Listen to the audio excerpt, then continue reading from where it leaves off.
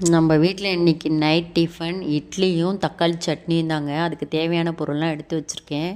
ஒரு 11 தக்காளி போல் எடுத்துக்கிட்டேங்க. நல்லா பெரிய தக்காளியாக, பழுத்த தக்காளியாக இருந்தால் சாறு கொடுக்கும். அந்த மாதிரி பார்த்து எடுத்துக்கோங்க.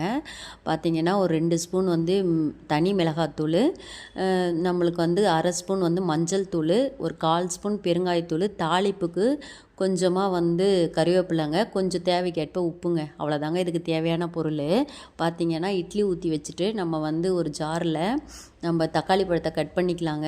தக்காளி பழம் வந்து அடிபாகத்தை கட் பண்ணிக்கோங்க, கல் வளரும். அதை கட் பண்ணி போட்டுட்டு நம்ம வந்து கொஞ்சமாக கல் உப்பு சேர்த்து அரைச்சிக்கலாங்க. நல்லா மழியாக அரைக்கிடும். பார்த்திங்கன்னா ஒரு கடாயில் எண்ணெய் ஊற்றி, கொஞ்சமாக எண்ணெய் ஊற்றிக்கிங்க, ரொம்ப எண்ணெய் சேர்க்காதீங்க. கொஞ்சமாக ஊற்றி நம்ம வந்து கடுகு போட்டுக்கலாம், கறிவேப்பிலை கொஞ்சம் போட்டுக்கலாம். பார்த்திங்கன்னா அரைச்சி விழுதை வந்து அதில் ஊற்றிக்கலாங்க.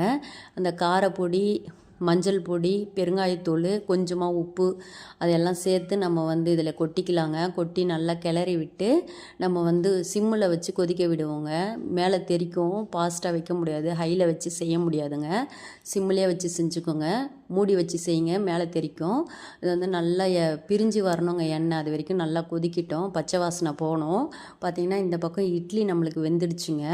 நம்மளுக்கு வந்து இந்த ரேஷன் அரிசியும் கருப்பு கவுனி அரிசியும் தாங்க அது சேர்ந்த இட்லிங்க. நல்லா சாஃப்டாக இருக்குங்க. பார்த்திங்கன்னா நம்மளுக்கு அதுக்குள்ளே தக்காளி சட்னியும் ரெடி ஆகிடுச்சுங்க.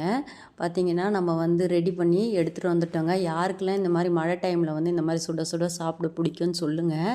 இந்த சேனல் பிடிச்சிருந்ததுன்னா லைக் பண்ணுங்கள், ஷேர் பண்ணுங்கள், கமெண்ட் பண்ணிக்கோங்க. மறக்காமல் சப்ஸ்கிரைப் பண்ணி